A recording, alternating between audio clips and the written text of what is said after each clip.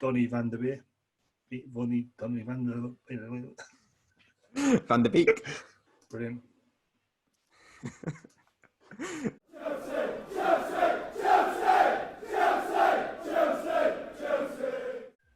Evening, Chelsea fans. Welcome to another episode of ChelsChat with me, Moose, and JB.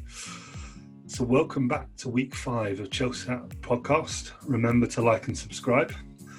As we enter the week of the Premier League, I mean, we've been doing this podcast now for 5 weeks, and we're finally actually going to be seeing football within 7 days, which I can't actually contain my excitement. As much as I've enjoyed watching the Bundesliga and various other leagues, so La Liga last couple of sort of days. Getting back to seeing Chelsea playing is exactly what I want to be doing. Sort of be able to watch the Arsenal City game to start with, just to see how people are going to last after, 100 days now since we last played. Yeah. And it's now getting interesting. And it had some really interesting lineups come through, great results come through, and we'll talk through that a bit later in the podcast. But I mean, today what we'll do is we'll go through the transfer tracker. Obviously, we're all on tenderfoot of hoping we'll finally see Werner, put pen to paper, which will put myself and JB at a lot of ease. We'll go through who else we think is probably going to exit. There's been interesting sort of ins and outs news this week. And then we'll do a review of the QPR and Reading games, just to see how we're looking from a form, which players we think are going to sort of shine for the final 9 games. And then we'll look ahead to next weekend, which has been really interesting. This is going to be, it's going to be really interesting. I don't know what you're thinking. I'm guessing you're pretty as excited as I am, JB. Oh, absolutely, yeah. So it's been a long time coming. As you said, watching the other leagues is just to fill a gap. It's not the same as the Premier League. As we've said before, it's going to be difficult to enjoy it as much without the crowd there. But I think any kind of football in the Premier League is going to be golden for us. And I'm just excited to see what's going to happen. That's a great point, and we'll touch on it a bit later. But atmosphere is going to be a big one for us. We'll touch on what we think the best sort of ideas for. I mean, I've seen quite a few different ones. FIFA sort of whilst you're viewing it, be able to play FIFA sort of sounds over the top. Maybe be able to sort of overlay fans into stadiums, but we'll go with that in a bit later. I wanted to kick off with the transfer tracker because it's become a bit of a segment on the show simply because it's been the only thing we can talk at the moment. But interesting signings, and it seems to have got even better this week. So we're seeing really positive sounds around the Werner transfer. So Julian, and I won't try and pronounce his surname. Nagelsmann. Yeah, that one. As reassured sort of Chelsea fans that Timo is not going to be in their plans going forward. And there's always just that risk of someone getting cold feet. And this one just looks like it's going to go through. So looks like, hopefully by the time we get to the podcast next week, £54 million signing, and we'll have Werner entering the ranks, which we talked at this a long extent last week. For me, I think it's a great move. It was one of the ones that I had penciled in. And it's great to hear that it's coming through. I'm still not going to be massively confident until I see that pen hit the paper and he held the shirt. But the thing is, what I've been reading is the thing that's holding it up is the medical. So obviously he can't fly here because he would then have to have a 14-day quarantine, which means he wouldn't be able to get back for their games. So either one or two things is going to happen. Either they're going to wait until the end of the German season, he'll fly over, have his medical. When he goes back, he'll have to quarantine for 14 days. Not the end of the world if their season's already over. The alternative is for the German FA, their medical team, to conduct the medical for us. And then we'd be able to confirm it. I think Chelsea, they're in no rush to announce it. It's not a massive rush on getting it through. No. So they're just going to wait out, let the the German season finish and then go on and complete the medical after. And I suppose the benefit we've got, I mean, in any other season, there's always the risk that someone out comes and sort of steals it from sort of the jaws of sort of it being almost a done deal. We all know what we did with Willian, which for me was a beautiful thing to see. But for me, it's just sort of, I think sort of he's committed to it. We know that he had reservations around what he initially wanted to sign for Liverpool. Liverpool haven't got the cash to buy him at the moment, so there's no real risk there. But for me, I almost see him as a Chelsea player already, nervously putting that statement out there. The other thing that makes me nervous is he hasn't scored since it's been announced that he's probably signing for Chelsea, and I just have Torres flashbacks, Morata flashbacks. Like, oh God, is this going to be another one of those? I think he's just one of those players that he's just got that edge. I think for me, he's the sort of signing that it reminds me of when Aguero went to City. That's the sort of player I see. He's not one of those players that's changing our dynamic too much. He's a poacher. He's going to go up front and do that. And I think exactly what Lampard's done with Pulisic this season. I don't think he'll rush him in. I think he'll recognise he's made a big investment in a player, but won't want to put the massive sort of pressure on him to become the starting scorer. I think what he'll try and do is enter competition with Tammy, because I think it's unfair on Tammy. He's done absolutely amazing this season.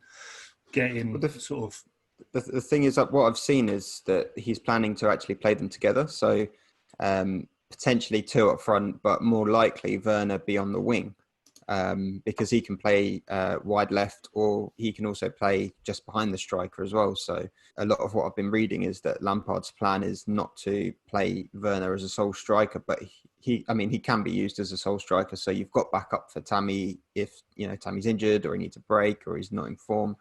But you've got a player who's probably going to play left wing, I would imagine.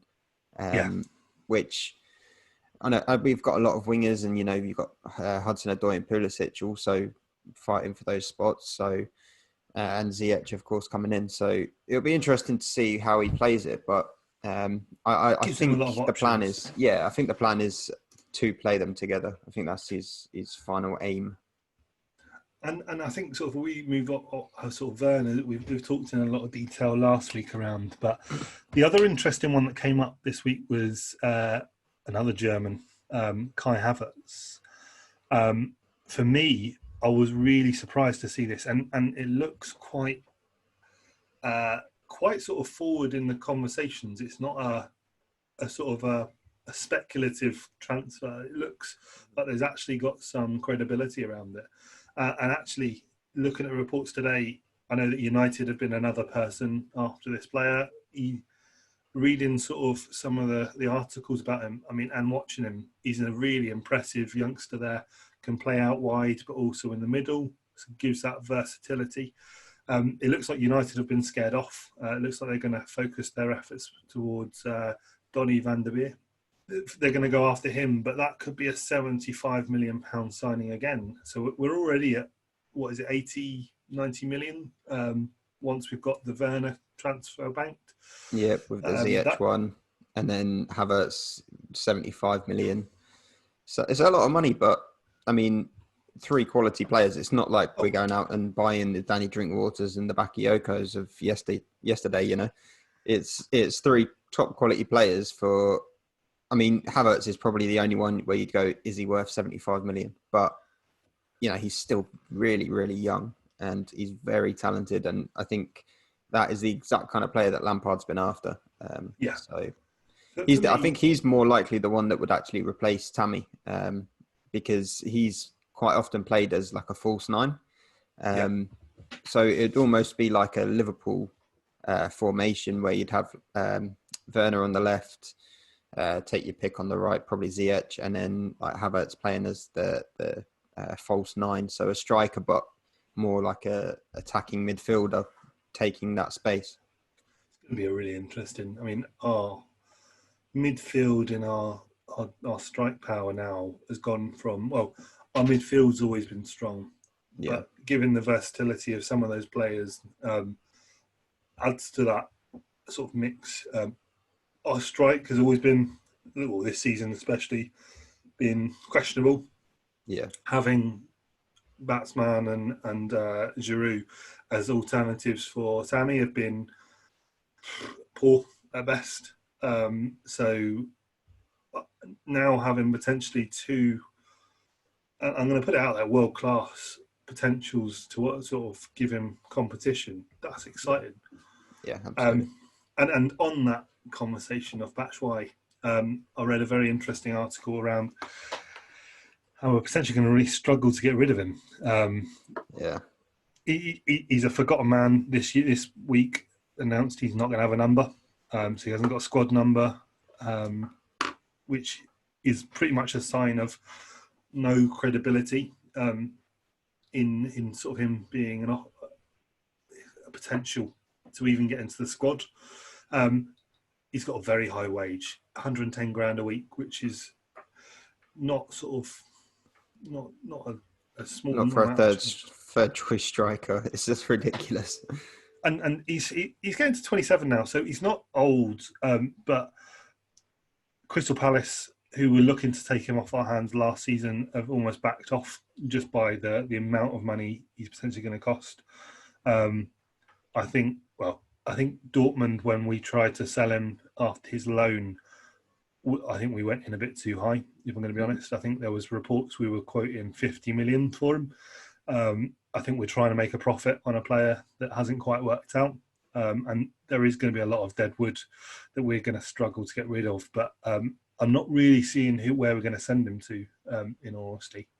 I think our best hope is either West Ham, who they've been trying to chuck money at people for years and no one's taken it, or Newcastle. If Newcastle get that big investment come in, they're going to be chucking cash about as well. And, I think I heard rumours that they're looking at Barkley as well. So somewhere like that is ideally where he would go, so we can still get some cash back for him. I mean, he cost us around 30 million. So if we could get that back, then happy days. I'd probably imagine the best we can hope for is around 20 million for Batsman. Yeah. And another name that sort of was thrown into the mix with the potential Newcastle takeover is Alonso, which is interesting considering Danny Rose looks like he's quite well established there on loan. With that sort of cash injection, you wouldn't put it past them investing in that. I know that it might sort of be a bit of a merry-go-round in the fact that Danny Rose might be going to Leicester for us to sign Chilwell, and then Alonso going to Newcastle to fill the gap for Danny Rose on loan. So that potentially could be an interesting one for us to watch. And there was one more that I saw which was quite interesting. Fraser Forster.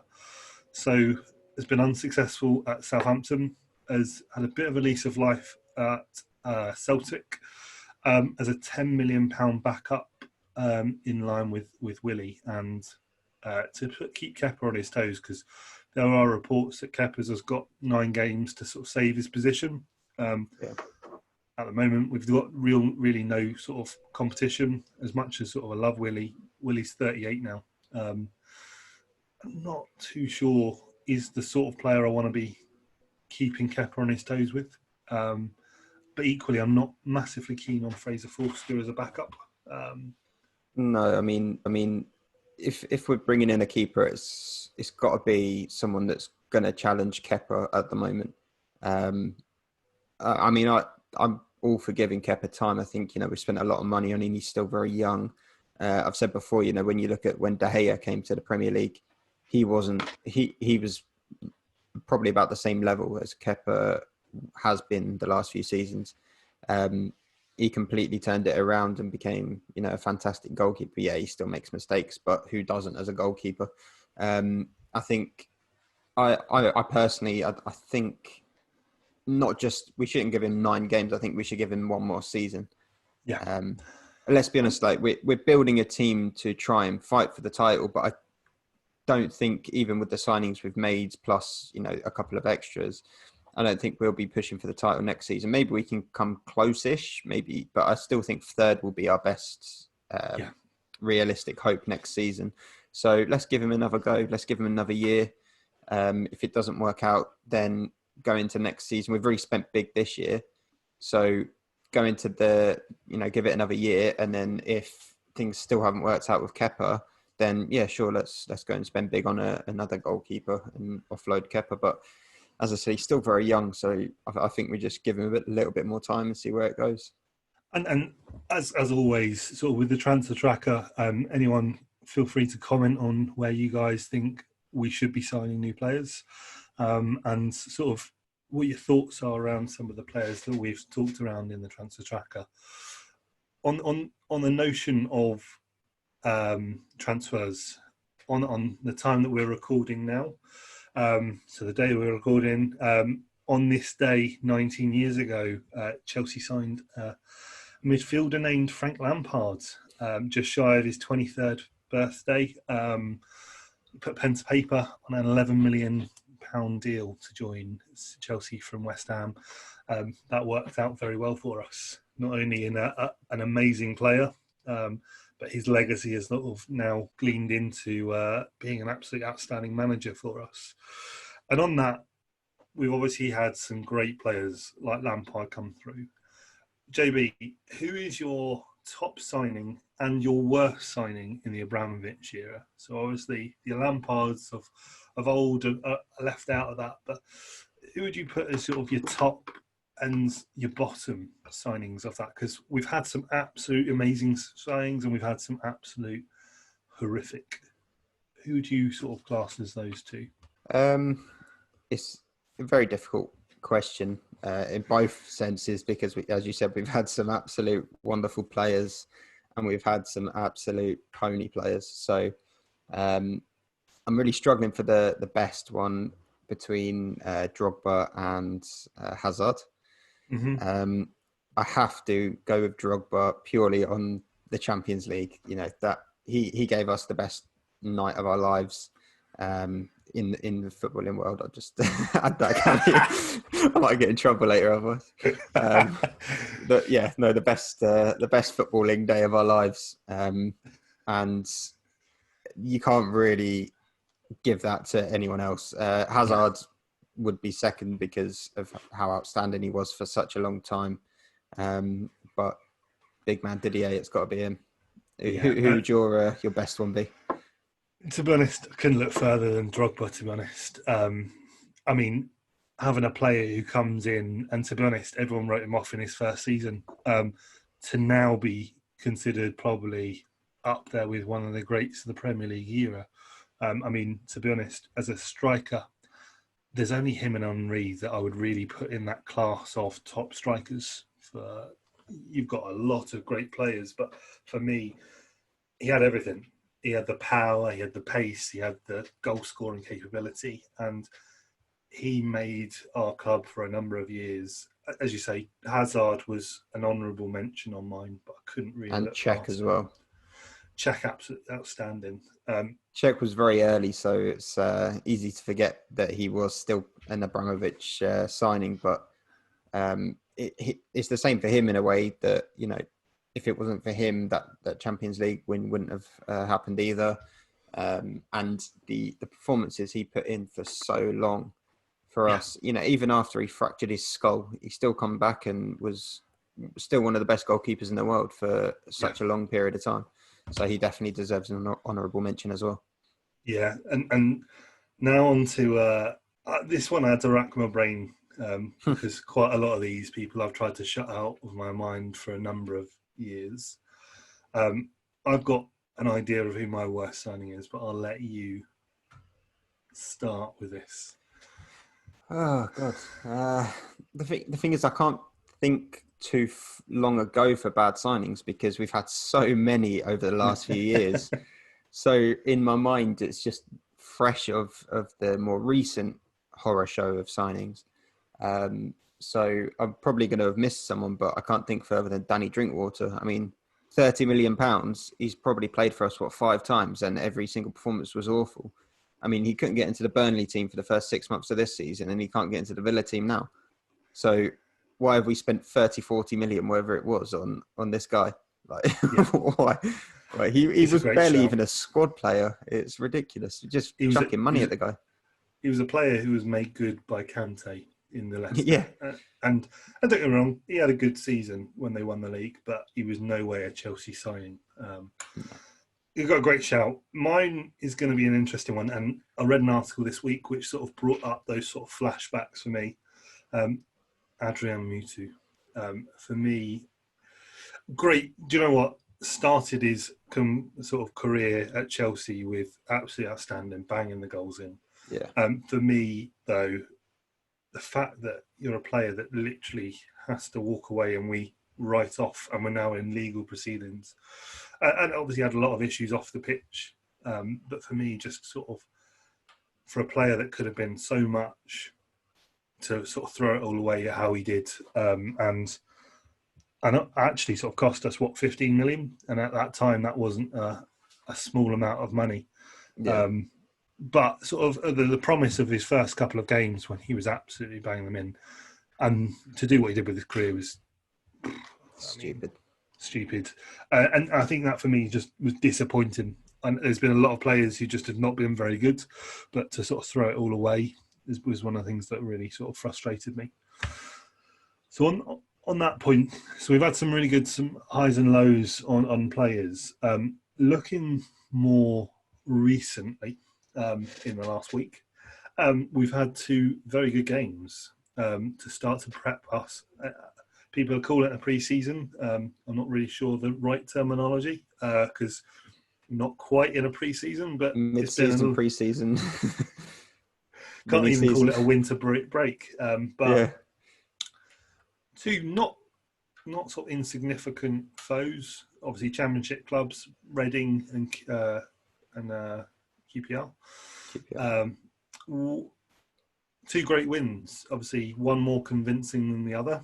That one being today, but some really great performances. And it's great to see certain players coming back into the squad. And I think we're going to see this across the Premier League, where they're players who haven't played for a long time that are now actually challenging for their position into the last 9 games, which gives people like Lampard great sort of opportunity to pick the cream of the crop. Options. Yeah, it's got so many options to where to go from. I mean, if we start with the Reading game, obviously a 1-0 win, a Pedro goal that sort of clinched it for us at Cobham. What were your thoughts? I mean, Ruben seemed to be quite interested. I mean, he was on fire, to be honest. Great also to see Kante back. But what are your thoughts? Did you get sort of... There's not much to kind of on a 1-0 win at Cobham. We could only really see some of the highlights, so we didn't see a full game or some extended highlights. It was just a few pictures. But I think to see Loftus-Cheek back playing some games was fantastic. But I think the main point for me from that game was to see Kante taking part. We've all obviously been worried that he's not going to play a part for the rest of the season because of his concerns, which, fair enough. If you don't want to, no one's going to force you to play. It's completely your choice, and we have to respect that. But to see him taking part in that game, it makes me think maybe he will take part in the season, the remainder games. Maybe he's seen how things have been done and is happy with the safety aspect of things. So no, that was really good to see him back. And then QPR. I mean, to be honest, today 7 goals. I'm going to look at the bad thing here that it wasn't a clean sheet, but we'll look past that to start with. But 2 great goals from Billy Gilmore.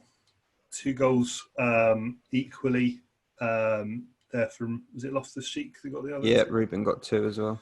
You then had a goal from Mason Mount, Willian and Giroud.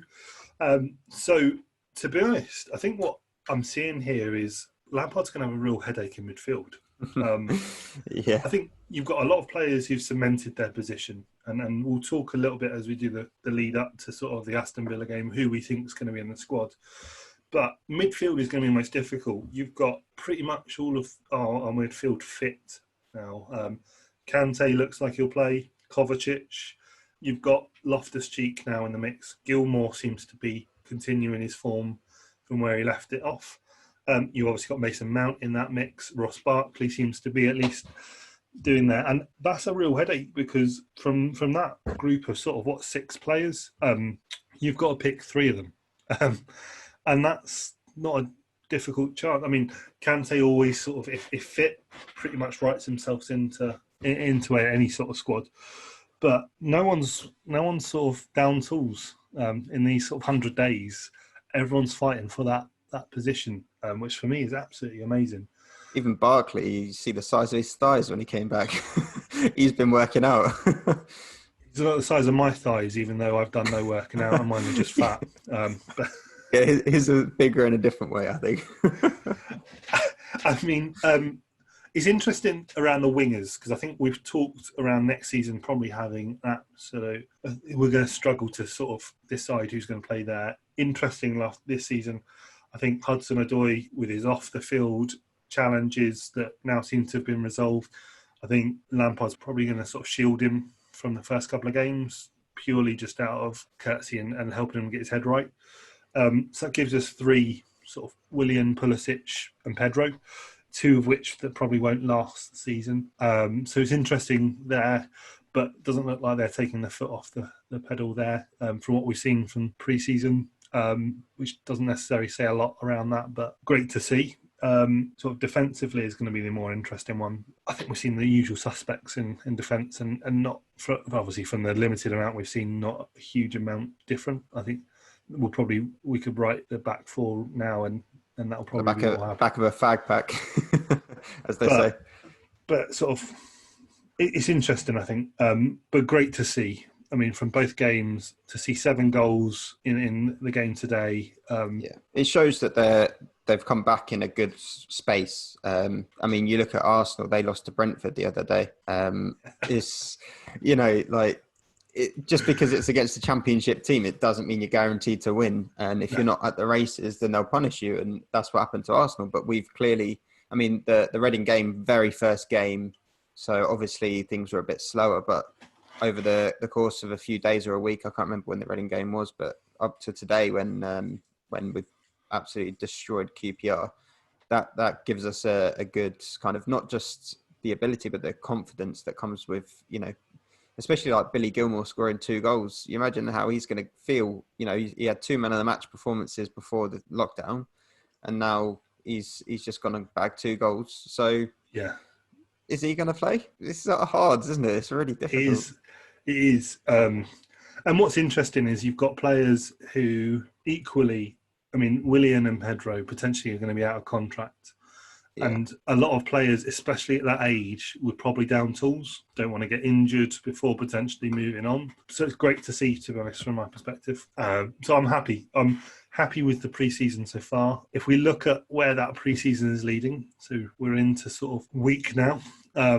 Not that I'm counting. Got the counter. This time next week, it would have been done. It will be done. First game, and we'll be talking. We'll be doing our review instead of preview. And then that's going to be interesting. I mean, sort of we've been doing this podcast now for 5 weeks, and actually having a game to get our teeth into, but yeah, to sort of analyse that deeply is going to be really interesting. Absolutely. So if we look forward to the game next week, Aston Villa away. For me, it's going to be an interesting one, not only because we've not seen football for so long, but Aston Villa are just one of those teams that you wouldn't write off, but you wouldn't expect a loss. I mean, if you look at our recent, I mean, we got the win against them in December. Quite fortunate in the end, I think. Quite fortunate, 2-1, and we did not deserve to win that, to be honest. It was a very fortunate win. But if we look at the heads, great goals. I remember Mason Mount's goal where someone crossed it in. Tammy chested it down to Mason Mount and he just smashed it on the volley. Absolutely fantastic goal that was. Yeah, but if we look at their head-to-head, I mean, since the Premier League started, we've played them 49 times. 25 wins for us, standard. 12 wins for them, unfortunate. And 12 draws. So, brilliant stats. I mean, to be honest, it's such a difficult thing to go and judge. The run of form, I mean, to be honest, it's something I've not looked at, is how Aston Villa have got on in their pre-season. Yeah. they've got a few standout players and quite good squads, but they are competing to stay up.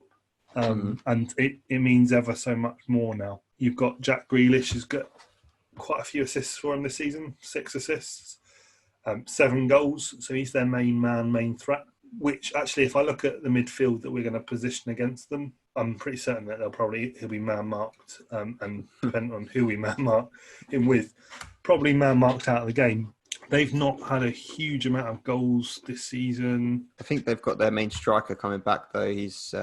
Wesley was out when we went into lockdown. He was out injured. So they've got their main threat coming back as well in terms of striker. So again, you don't know. There's no form. There's no kind of... This has never happened before. So it's very difficult to judge how things are going to go. I think... one thing that helps us out is the fact that they play a game before as well. So obviously they're playing the first game back on Wednesday against Sheffield United, I believe. Yeah. So I'll be watching that closely. Yeah. Just to see how they're getting on, because they're 19th at the moment. Sheffield, to be honest, it's one of those ones where they're 19th position. They've won 7 games all season. We've doubled that amount. They've lost 17, conceding 2 goals per match on average. Means they're quite shaky at the back, but as you say, it's completely unknown. They could actually come in massively up for it. But we'll see. What are your thoughts for our starting 11? It's something that we've actually probably done on the back of a fag packet here. But if we start goalkeeper, I think we can probably both say Kepa's going to start. I can't see any reason why he came back in, didn't he, just before lockdown as well. He seemed to have picked up a bit more form and looked good. And as you said earlier, it sounds like Lampard's giving him the rest of the season to say, look, show me what you got. Otherwise, you're not for me. So, I'm fully expecting Kepa to line up on Sunday. And I've gone with the back 4, probably like yourself. I've gone with Alonso rather than Emerson. James to start as right back. And, I've not necessarily I've gone Rudiger and Tomori. They've not necessarily been the best partnership, but I think they're our 2 strongest centre-backs. Instead of Alonso, I've gone for Dave as left back. To be honest, it's a great shout. He's a good shout. Dave is always a much safer pair of hands. I think he's more trusted to play that role. I don't think Lampard trusts Emerson or Alonso only if we're playing 5 at the back. So I can imagine it would be Dave. I haven't seen who they actually played at the back on the last couple of games. I'm assuming they've rotated probably most of them. I think it's been kind of a half and half. So they change and make a lot of subs throughout these pre-season games. So to be honest, at the back, the only 2 that I could properly write as our strongest 2 are Rudiger and James. The other 2 positions are up for grabs. As you say, Alonso, I just went on form. When he left the last, he was getting goals for us, probably more than... And red cards. Tomori, I think we just need to give him more of a chance. I'd put Tomori purely. It could have been Zuma, it could have been Christiansen. I just went with Tomori because I just want to see him play it alongside Rudiger a bit more. I think Rudiger's more experienced head will kind of help Tomori. And you've only seen Tomori play alongside Zuma, so it would be good to see how good he becomes if he's playing alongside Rudiger with that more experience. Moving into midfield, I'll give my midfield first. I'll jump in front of you. So this is obviously the hardest one, I think, to pick. This is the most difficult one to pick. I've gone on the basis that Kante is not ready to play yet. Obviously, he's had a bit less training. He's played some of the games, but I just don't think Lampard will rush him straight back. I've just got that feeling he won't do it. So I've gone for Jorginho and Cover as their 2 holding players, and Mason Mount kind of just ahead of them. Again, Loftus-Cheek hasn't played a game all season. I know he's played these 2 friendlies, but again, I can't see Lampard rushing him in. Maybe he will, and he will see it like a pre-season, and this being the first game of the season, so starting afresh. But I think he's going to stick to kind of that formula that's got us to where we are so far a bit more. Yeah, and I put Kante in simply because I've seen him play and he typically writes himself in there. But I get your point. It's more of a fingers crossed kind of thing, isn't it? Yeah. I mean, the other one I would say is Loftus-Cheek, because they've increased the bench to 9.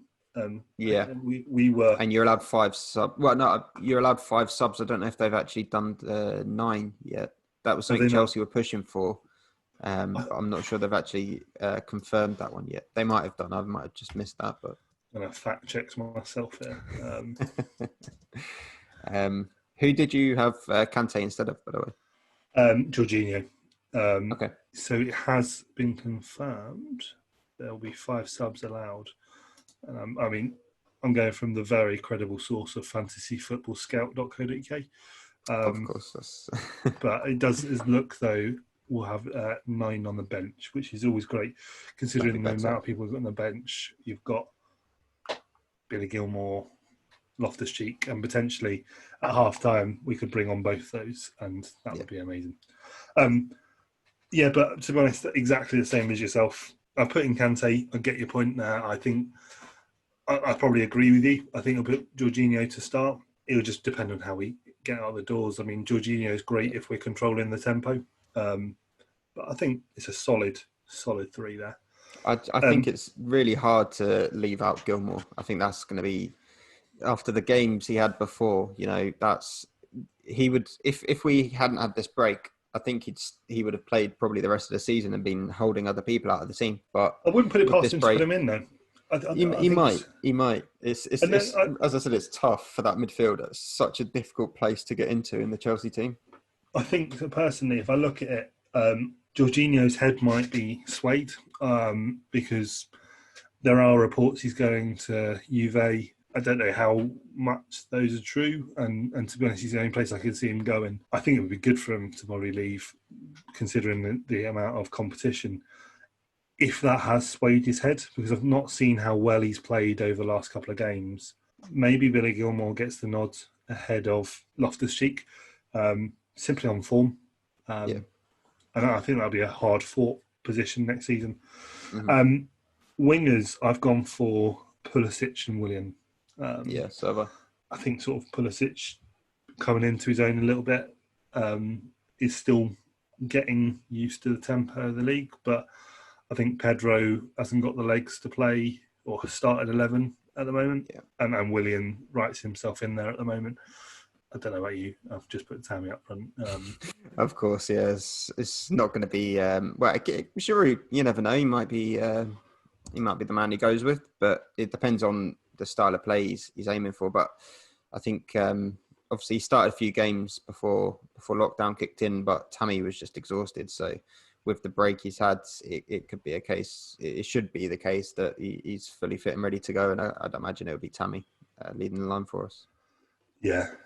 I can't see anything, to be honest, different than that. I think there's 1 or 2 players from what we've said are potentials to swap in and swap out, but nothing. I'm just wondering in your team who's going to be captain, because you haven't got a captain or a vice captain in your team. No, it's a great shout. To be honest, I could see Rudiger stepping up to that plate. Yeah. He's got the personality for it. Sometimes I don't think necessarily he's necessarily the coolest head on the pitch, but for me, I could equally see Dave walking back into that. I do think it would be Dave on the left wing. Yeah, for sure. Or alternatively, they bring Dave in as a makeshift centre back, which they've done before and worked very well. But who knows? Defensively, we're still a little bit shaky at the back. So we did a couple of weeks ago. We went with a win. What's your prediction on the score? I think it could be quite high scoring for every game. There'll be a lot of tired legs towards the kind of the second halves. Even when you think about a full pre-season that teams have, they play a lot more games. We've just had 2. I don't think we've probably got any more planned, and I doubt most of the teams that are playing now are going to have any more games. You've got a week, so I can't see anyone else playing. So I think most teams have had about 2 games. United probably have only had 1 because one of them got cancelled. So I think teams are going to start to tire towards the end of the games, and you could see a lot of goals in the second half, or the complete opposite, and everyone's just too tired to score goals. So, but no, I think it'll be high scoring, and I'd imagine something like a 3-1, maybe a 3-1 to Chelsea. I was going to go 3-1. I think it'll be either 2-0, because I equally don't know whether Tammy's got his scoring boots on yet, and whether we'll get that. Whether it'll probably be sort of a Mason Mount goal, or but for me, I think a 2-0 or a 3-1. I'd love to say 3-1 and get our scoring boots and just get a few goals under. Be nice for Tammy to get a hat trick back at Villa Park after he spent the year there last year. Be nice. But yeah, that for me, I'd be happy with that, just to get a win under the belt. Yeah, that's the most important thing. Any kind of victory. And then I think the last point I wanted to mention, so we spoke around it at the top of the podcast, atmosphere, and when you go to the bridge, you can't beat it. The having the shed end, sort of the absolute noise, and that's going to be difficult when you've got no one in the stadium. And I've seen a few different potentials on BBC. It's a great article in there around how they're going to augment the atmosphere at games, whether you're sitting at home watching it in the atmosphere, where you're able to overlay like the FIFA sort of crowd chants and stuff. Yeah. Sky Sports have actually confirmed that they're doing that. So they're going to give you the opportunity to play like the crowd noise from FIFA over the background. I think they're going to have like a virtual watching room, so you and your family can watch it together on like a Skype call or a Zoom call or something like that, on like through Sky Sports. So you're watching it together, and you can vote on your best chant. You have the chant you like the most out of all of the Chelsea ones, and all these kind of different things to try and make it a bit more interactive. Which, you know, if you're watching with your kids, is probably good. If you're sat on your own having a beer, I'm not really too fussed about having the FIFA noises in the background. It'd probably just annoy me, to be honest, because I just get annoyed when I play FIFA, so I'd probably just get annoyed anyway. I mean, yeah, it's good. It's good that they're offering something, but not for me. I'll just listen to the players screaming. To be honest, I've struggled with the emptiness at the Bundesliga. It feels like a training game, and I know that actually on the pitch it's not going to be any different. It's only for the people watching at home, but it's felt, I mean, when you see like Borussia Dortmund score and the ball hits the back of the net, and you hear like two people screaming that they've scored, it's sort of like, it feels like, I think we said it a few times, it feels like it's back at Power League, or the Etihad. Yeah. For me, I think having that atmosphere will probably help. It'll get me more excited around it, whether that will encourage the team, because I mean, when you go to Stamford Bridge, it's quite ominous as the serve of the team.